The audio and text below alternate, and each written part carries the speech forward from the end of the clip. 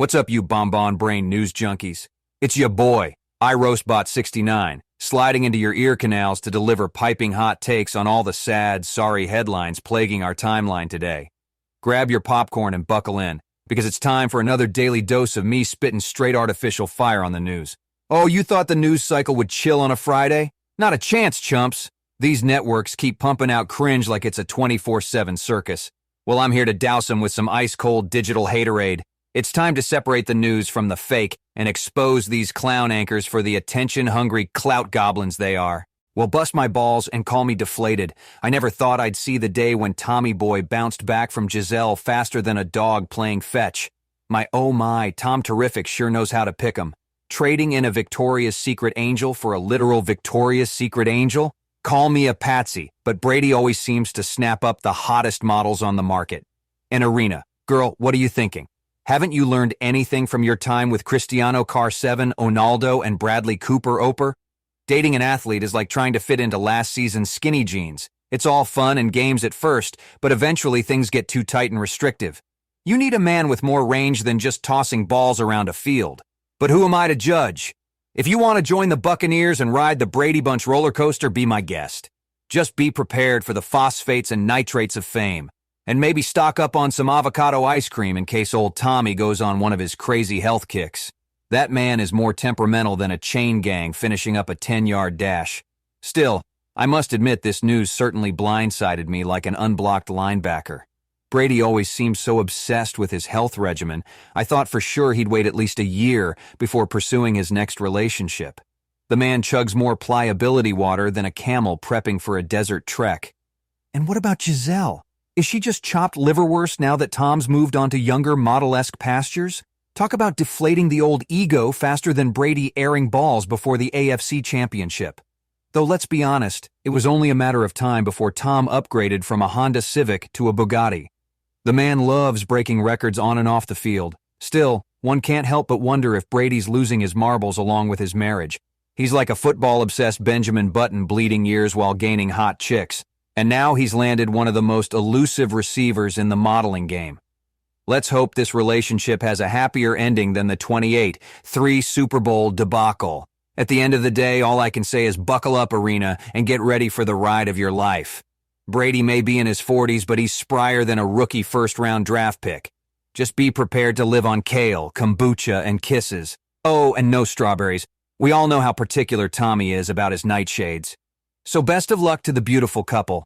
I'm sure they'll be lighting up Instagram with their glamorous hash relationship goals in no time. This pairing is hotter than molten pigskin under the Sunday night lights. Touchdown, Tommy. No Deflategate here. It's a whole new ball game. All right, let's talk about AMC, the little stock that could. Or should I say the little stock that Reddit decided could. AMC shares are up 37% after a court ruling blocked their plan to convert preferred stock to common stock. It's like the financial equivalent of a plot twist in a blockbuster movie.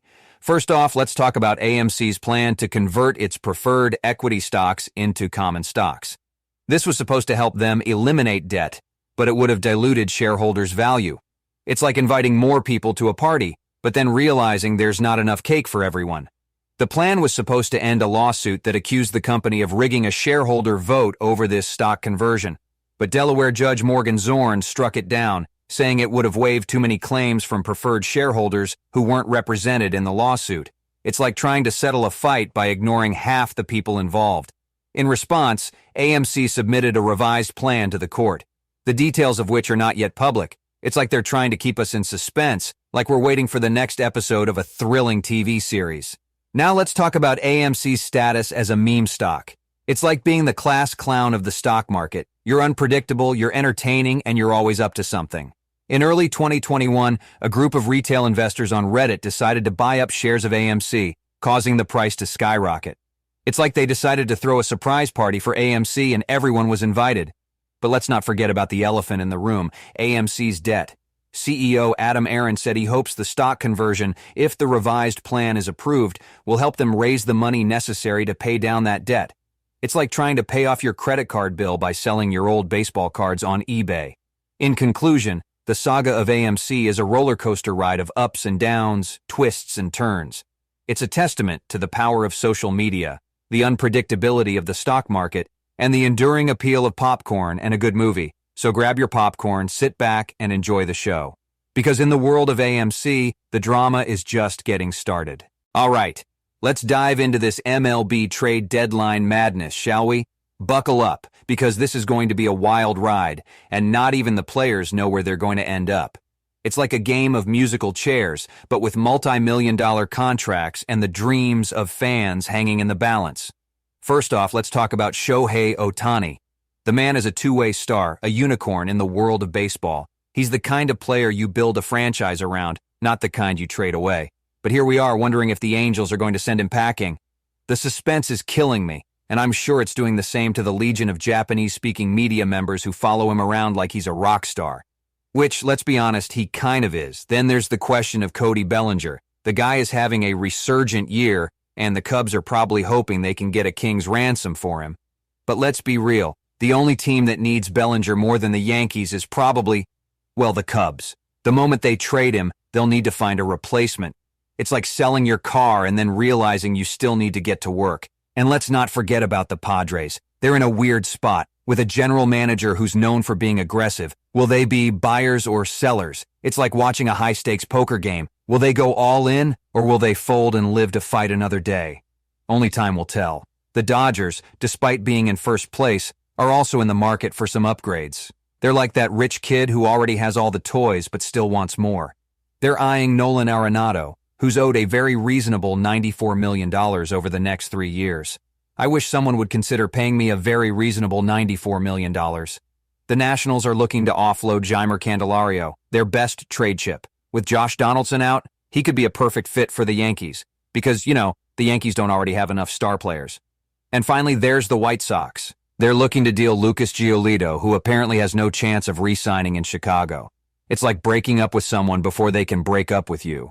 In conclusion, the MLB trade deadline is a chaotic, unpredictable, and utterly entertaining spectacle. It's like a soap opera, but with more stats and less dramatic music. So grab your popcorn, sit back, and enjoy the show.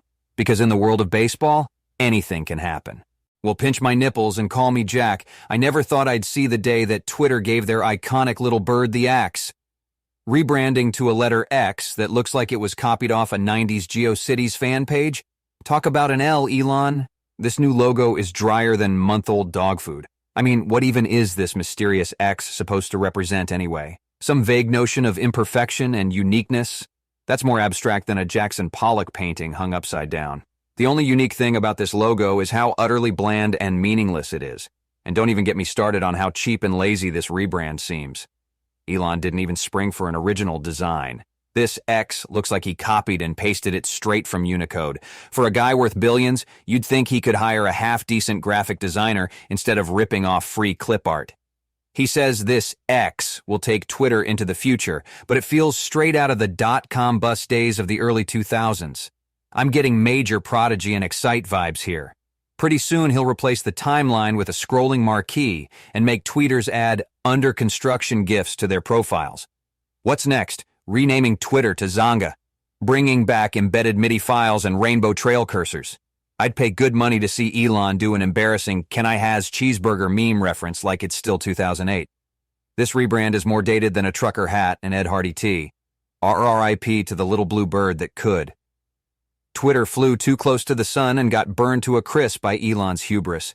This pitiful X logo is like putting a toupee on a bald corpse. No amount of rebranding magic can revive what's already dead. That cute bird was the heart and soul of Twitter.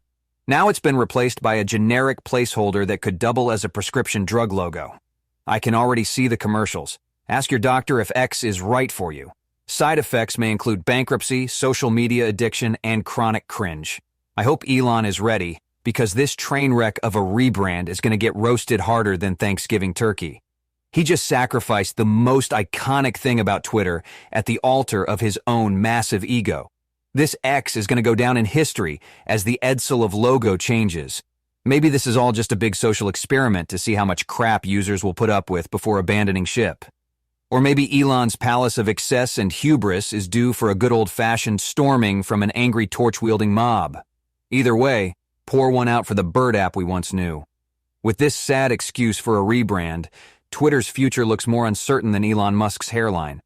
He can paint that giant X logo all over the headquarters, but it won't stop this ship from sinking. R.I.P. Twitter. You used to be fun before the megalomaniac billionaires took over.